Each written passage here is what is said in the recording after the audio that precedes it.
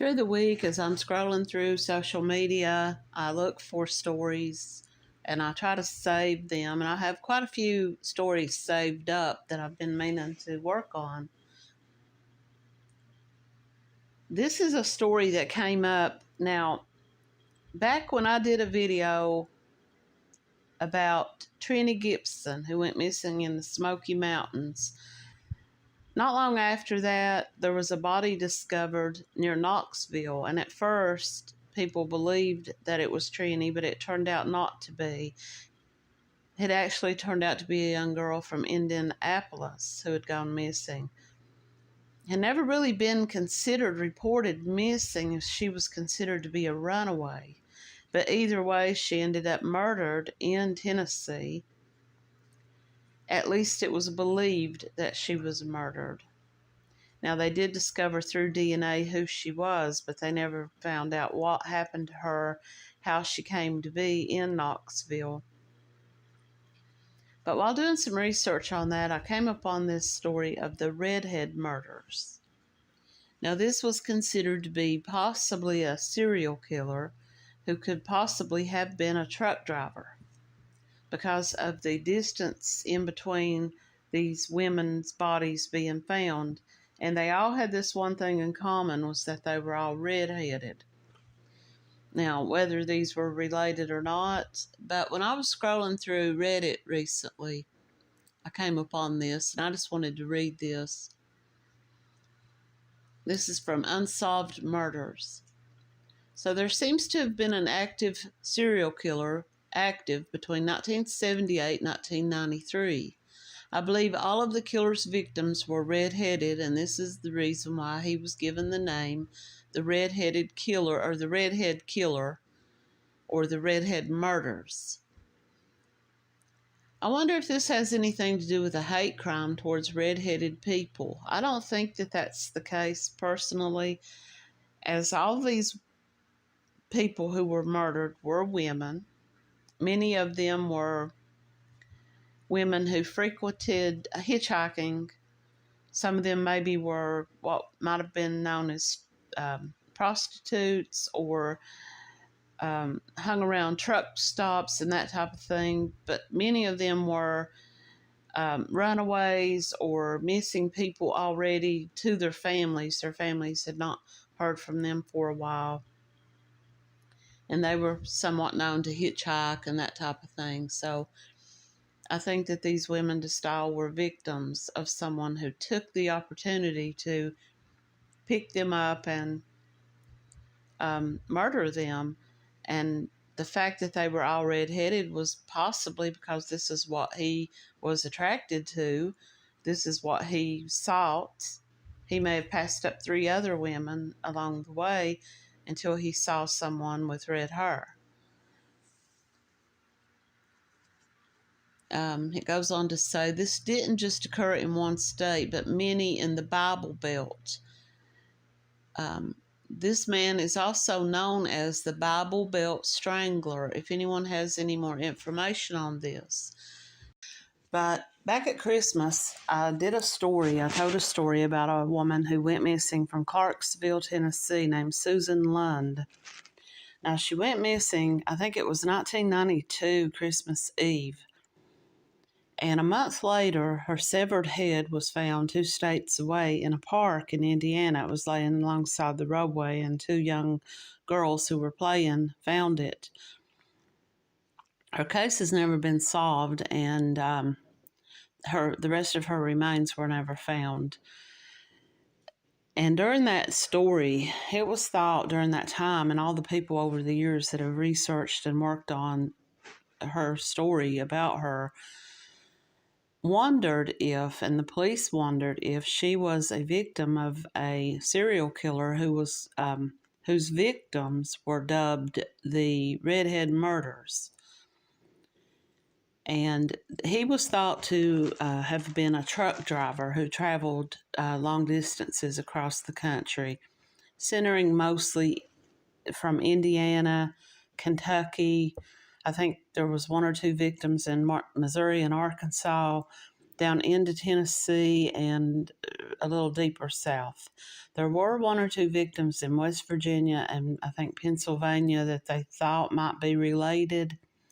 Now, this is a good possibility, as this man, if he was a truck driver, may have traveled those routes. And when I say truck driver, it may not even have been someone driving an 18-wheeler type truck. It could have been someone who worked for a delivery company. One of the girls that I did a story on was Tracy Sue Walker. She's believed to have been a victim of this killer. Her remains were found in Tennessee, near Knoxville, Tennessee, about an hour from the Great Smoky Mountains. Probably an hour or so, maybe a little more than an hour, 2 hours, maybe from Clarksville, Tennessee, where Susan Lund went missing. Susan Lund also had red hair. Trina Gibson had kind of reddish like her, and Tracy Sue Walker had blondish red hair. Tracy Sue Walker went missing in Indiana. Her remains were found in Tennessee, and Susan Lund went missing from Tennessee, and her remains were found in Indiana.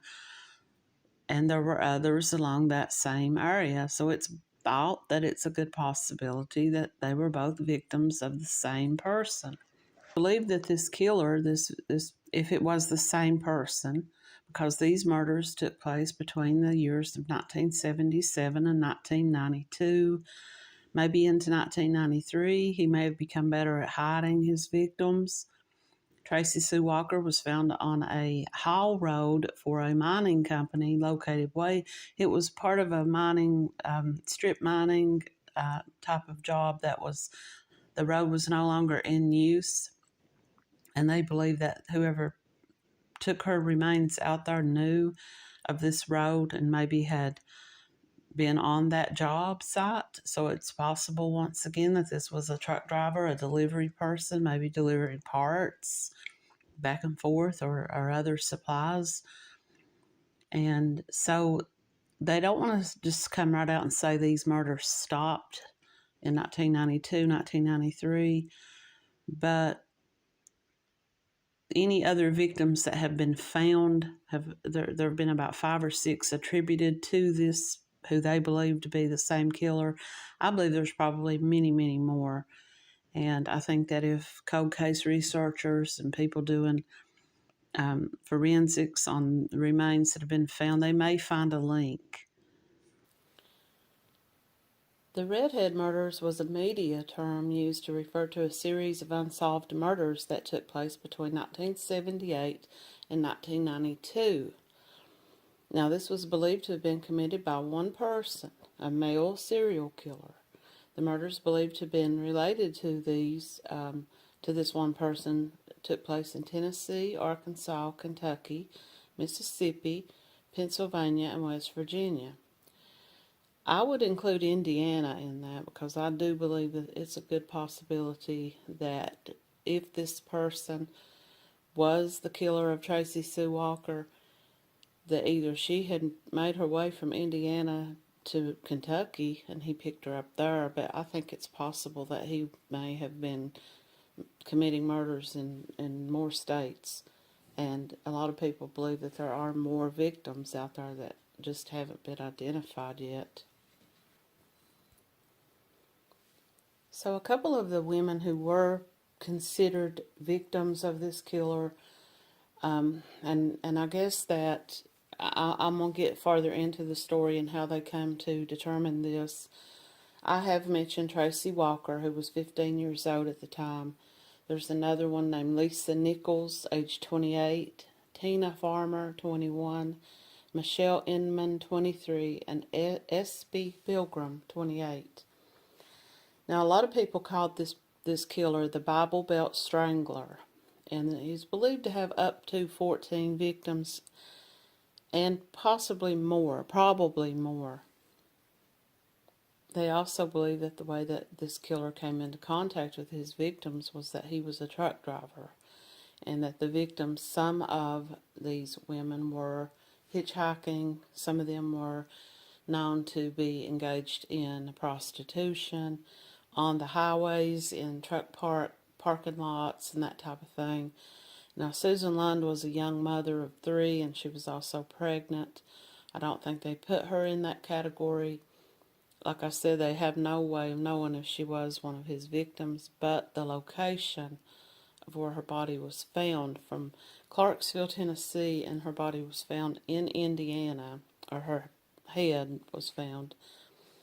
Now, Tracy Walker came from Indiana and was found in Tennessee. So to me, it could be because it's just the back and forth route that this person may have been taking on, through their job.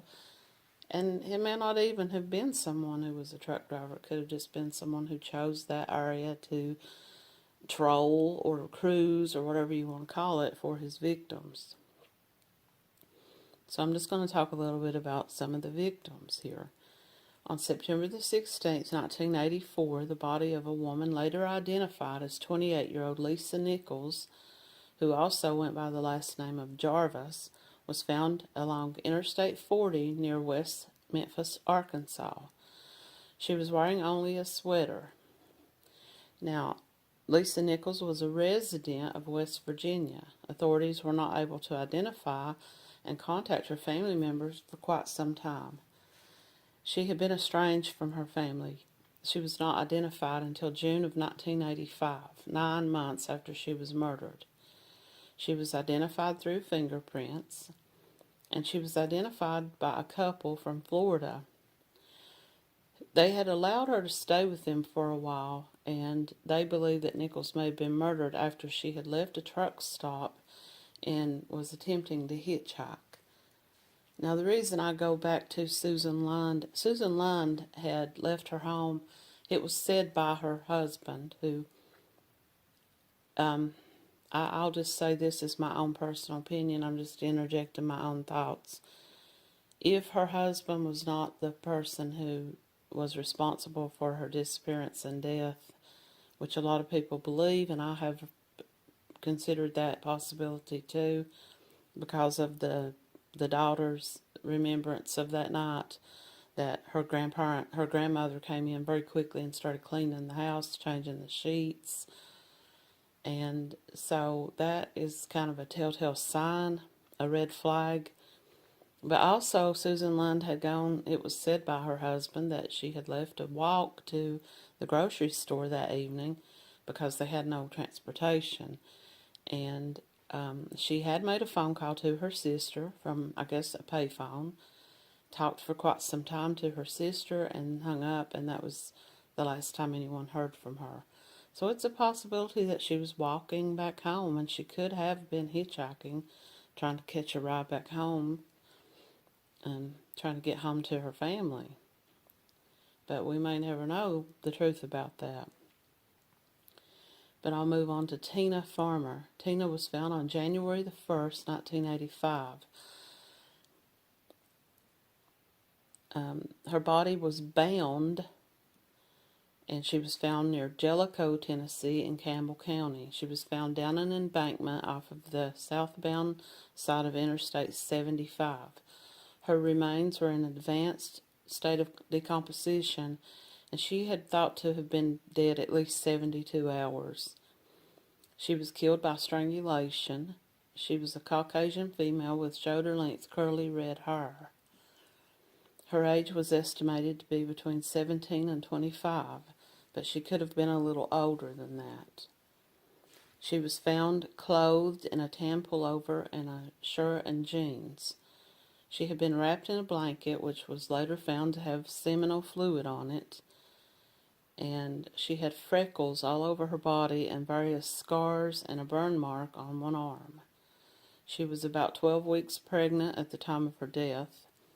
She had a partial upper denture holding 2 false teeth. She was believed to have been between 5'1" and 5'4" tall when she died, and around 115 pounds. Now, I want people to keep in mind that these descriptions of these women were posted before they started looking into DNA and looking into the possibility of these all being connected. On September the 6th, 2018, the Shelby County Sheriff's Office announced that the victim had been identified. Now, see, she was found in 1985, January the 1st, 1985, and she wasn't identified until 2018. So they had put out that description of her hoping that someone would recognize a woman with curly red hair and around that height and weight and wearing a false upper denture. But she was identified through fingerprints as Tina Marie McKinney Farmer of Indiana. So see, that was another link to Indiana. She was 21 at the time of her death, and she was last seen in Indianapolis, Indiana, accompanied by a truck driver who said to be headed to Kentucky. She had one daughter prior to her disappearance, and she was reported missing by her family at the time of her disappearance. But the authorities in Indiana did not enter her into national databases, which would have linked her to this deceased person. And the state did not have a law common to many other states requiring law enforcement to put their unidentified victims into this database. In 2019, DNA evidence identified convicted kidnapper Jerry Leon Johns as the man who killed Tina Farmer in December of 1984. Johns died in prison in 2015. He was previously convicted in 1987 of aggravated kidnapping, assault, and other crimes in the attack on a woman named Linda Shackey, who he had picked up in Knox County, Tennessee. Now, Knox County, Tennessee is around the same location, Campbell County and Knox County, around the area where Tracy Walker was found. And she was from Indiana. So you see, it's kind of like you have to kind of consider that it's the same person because of the areas and the locations. This woman, Shackey, survived the attack. She was strangled and dumped and bound and dumped along Interstate 40, but she survived, and her testimony assisted in putting Johns behind bars. Like Farmer, she had been choked with a piece of cloth ripped from her own t-shirt, bound and left for dead inside of a storm drain along Interstate 40.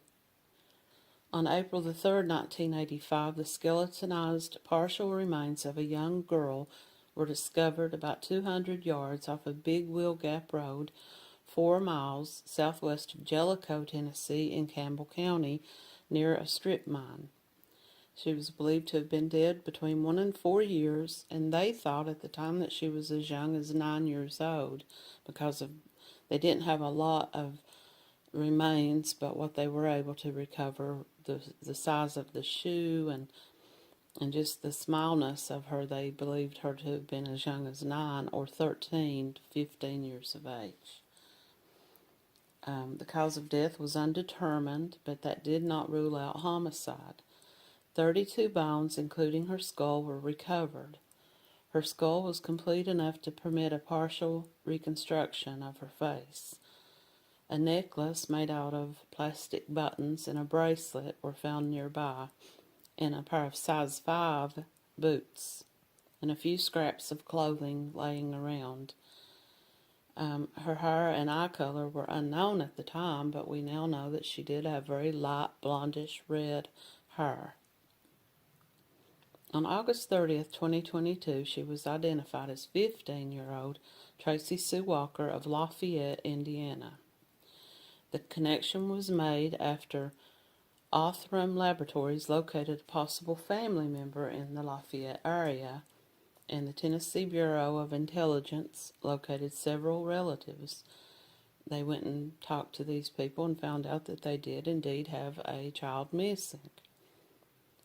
Now, her mother had reported her as a runaway twice, and she was last seen at a shopping mall with a friend in 1978. On March 31st, 1985, the skeletonized body of a red-headed female was found in Pleasant View in Cheatham County, Tennessee. She was believed to have been dead around 5 months, and the cause of death was unknown.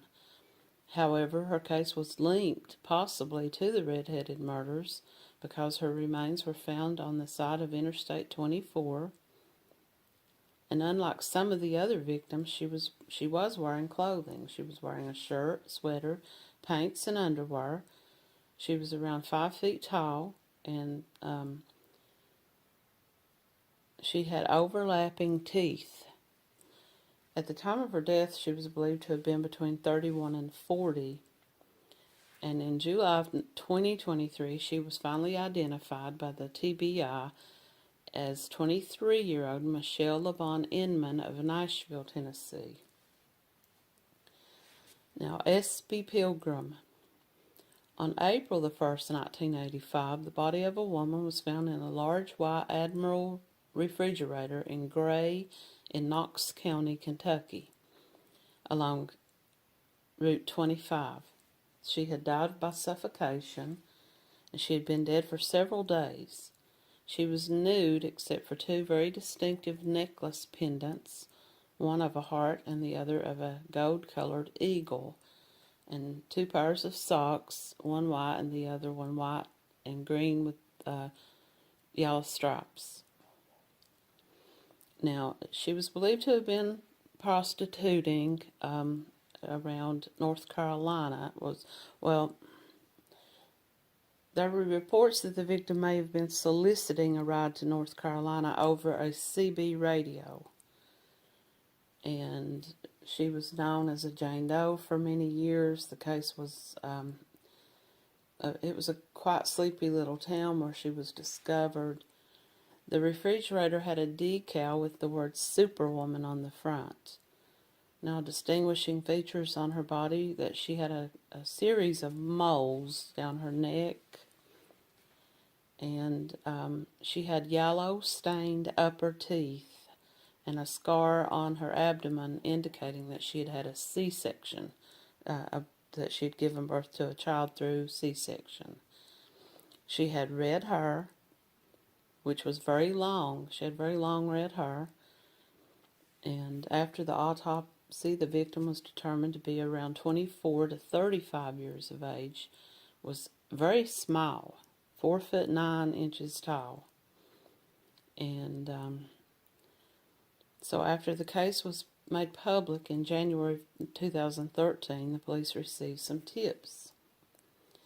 On October the 1st, 2018, the Knox County Sheriff's Office announced this woman had been positively identified as S.B. Regina Pilgrim of Western North Carolina. A DNA match was made between her and her grown daughter, who said her mother disappeared when she was just a baby. And it was also discovered that she had 4 older children, or that the deceased woman had 4 other children. And there are more suspected victims. I'm going to talk some more about them. There were other women who were also thought to be victims of this same killer, and one of those was 27-year-old Priscilla Ann Blevins. Her skeletal remains were found along Interstate 40 in Waynesville, North Carolina. Now, she was found on March the 29th, 1985. It is believed she had been placed at the location around the time she went missing 10 years earlier, so that would have been 1975. She disappeared from her home in Charlotte, North Carolina on July the 8th, 1975. She was identified through DNA and dental records in 2012. No cause or manner of death was determined, and authorities were not able to determine, or the authorities did not speculate or did not specify the type of investigation surrounding her case. So what that means is they didn't say whether they were investigating her death as a murder or if it was, they were looking at it as possibly an accidental death, but now I don't know the condition of the remains. I don't know if she also had been bound or mutilated in some way as some of the other women had been. And she also had red blonde hair, it says. Her sister told police that the circumstances of her discovery appeared to be involuntary. I'm not sure what she meant by that, unless she meant that she was not there of her own will. And of course, I don't think anybody would want to end up laying beside the roadway. Another woman was Karen K. Kippers. And she, on May the 25th, 1981, law enforcement recovered her body from a low-water crossing on Missouri Route M near Dixon, Missouri. She had suffered trauma to the face and had been strangled with a pair of pantyhose. She was clothed, but without her shoes. She was estimated to be between 25 and 40, and she had black hair. But nonetheless, they did link her, or they do believe that she was a victim of the same person. And she had been dubbed Pulaski Jane Doe, and she was identified in 2019 by the DNA Doe Project. Now, she was 32 years old at the time that she died. And there's really not a lot more details on her case in this story. Now, another one thought to be another victim of the same person was Wetzel County Jane Doe. On February 13th, 1983, the naked body of a white female was found alongside Route 250 near Littleton in Wetzel County, West Virginia. A pair of senior citizens reported the body, which they originally thought was a mannequin. The body had been placed in the area recently, as snow was on the ground, but there was no snow on the body. Police said that tire tracks and footprints nearby indicated that she was likely transported to this site after her death. The examination concluded that she had been dead about 2 days when she was found, and their determination was that she had not been a victim of a sexual assault. Her cause of death was undetermined. She had auburn reddish hair. They estimated her age to be between 35 and 45. This victim appeared to be older than the other women in this group. Her height was estimated to be 5 foot 6 inches tall, and she was around 135 pounds. She had 2 scars. One was your typical C-section scar, and another was on her finger. Now, they don't believe that this woman was a transient or a hitchhiker, because compared to some of the other women's bodies, they found that this woman was very well groomed, meaning that her underarms had been recently shaven, her legs were freshly shaven, and her body appeared to not be in the condition that someone's body might be in who has, been on the streets or who has been transient. She seemed to be a healthy woman at her death. Witnesses described seeing a middle-aged white man, about 5 foot 10 inches tall, around 200 pounds, near where the body was found. West Virginia authorities are skeptical of whether this victim is related to the other victims. Now, I guess if they were able to find DNA on any of these bodies, and they were able to link that, but that's for another story, and I will get into that. Right now, I'm just kind of talking about these victims and possible victims. Another is Lori Pennell, Pennell. 22-year-old Lori Pennell, previously known as the DeSoto County Jane Doe, was found murdered on January the 24th, 1985, in Olive Branch, Mississippi. Lori was found by a truck driver driving southbound on Highway 78. Her body was 25 feet south of the highway, and her shoes, underwear, and jacket were missing. She had been strangled with a ligature, and it's believed that she was sexually assaulted. And I am going to look up each and every one of these women and see what I can find about them individually, and if there's any interviews with their families, or maybe just to find out a little bit more about their backgrounds. And the next one is Elizabeth Lamont. Lamotte. On April 14, 1985, the body of a young white female was found in Greenville in Greene County, Tennessee. She was determined to have been killed about 6 weeks prior to her death, or prior to her body being found. She had died by blunt force trauma and a stab wound. Her body was in an advanced state of decomposition. Police were able to find fingerprints as well as DNA and dental information. They determined that she was about 8 weeks pregnant and that she miscarried very shortly before her death. So whatever trauma she had gone through during these last few hours, days before this person killed her, she had a miscarriage. And I don't know if they found the remains of a baby or not. They don't say that here. It just says that it was shown that she had been about 8 weeks pregnant and miscarrying very shortly before her death. She was estimated to be between 14 to 20 years of age, and they thought maybe possibly as old as 25. She was 5 feet 4 inches tall and about 130 pounds. She had a slight overbite and she had fillings in her teeth, showing that she had good dental care throughout her life. She was wearing pink fingernail polish, and she had light brown blondish hair with red highlights. They believed that she was related to the Redhead Murders. Authorities hoped in 1985 that they would identify her body through fingerprints, but they were unsuccessful. So this meant that this woman had not been arrested anywhere, that they were able to link her fingerprints in any of their databases. She was not identified until November of 2018, when it was announced that she was from New Hampshire, and her name was Elizabeth Lamotte. She was 17 years old at the time of her death. She had disappeared on April the 6th, 1985, and she was identified through a DNA match to a family member in New Hampshire. She had been living in a group home in Manchester, New Hampshire, and she never returned.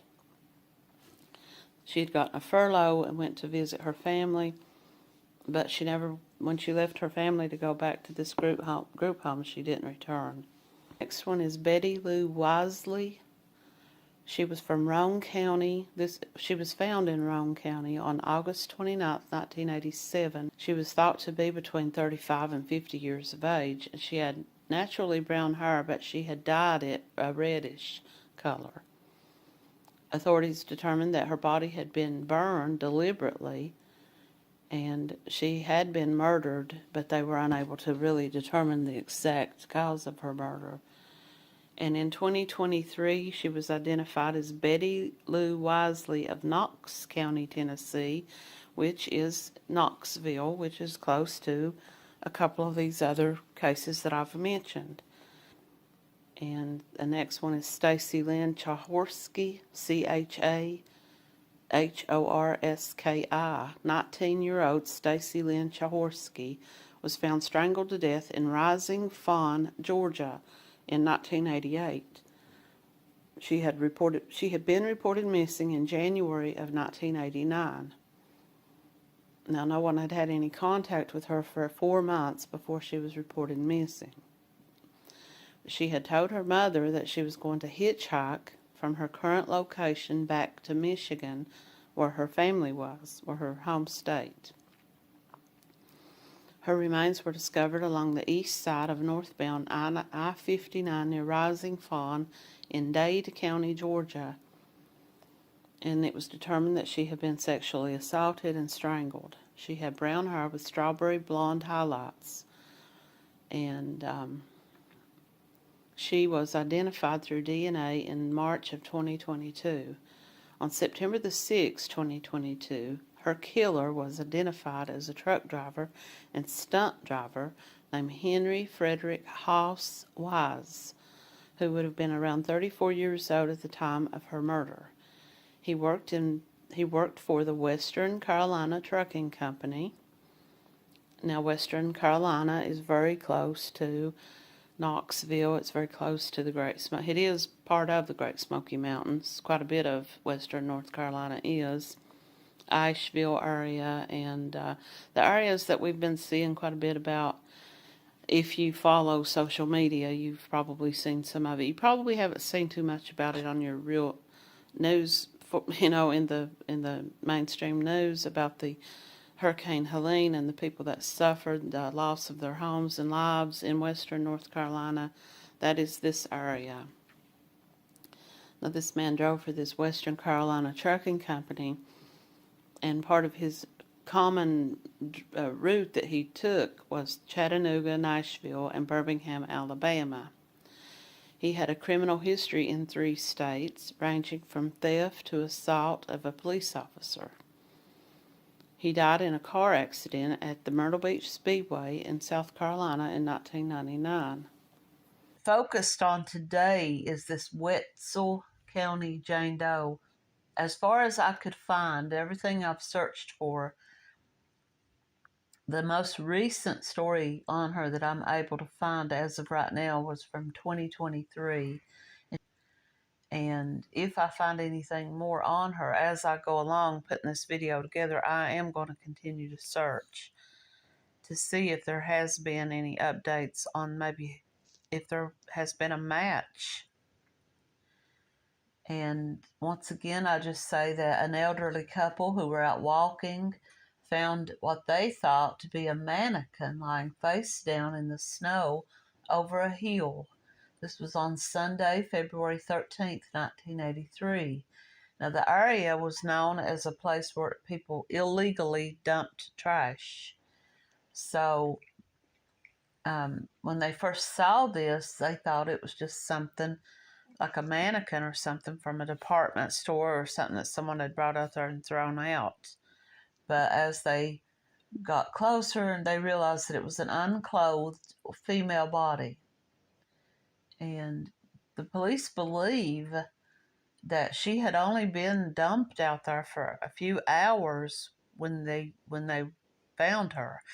Now, I don't know if there's more to the story, and maybe this elderly couple saw someone out there dumping something and went out to investigate for themselves, and they just didn't want to say that.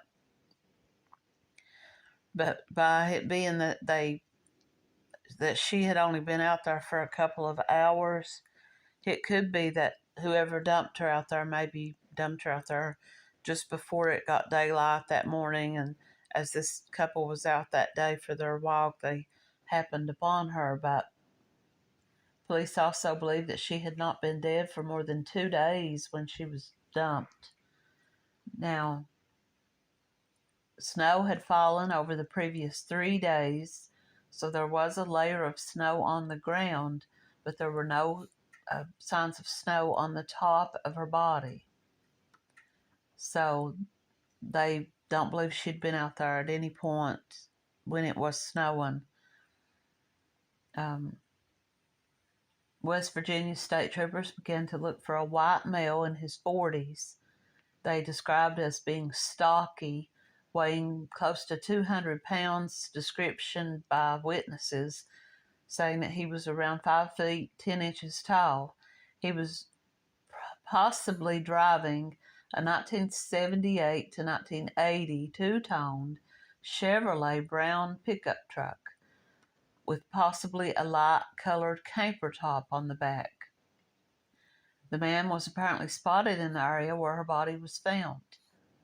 There is an additional suspect in this case who was incarcerated on life without parole, yet police cannot prosecute him until the victim is identified.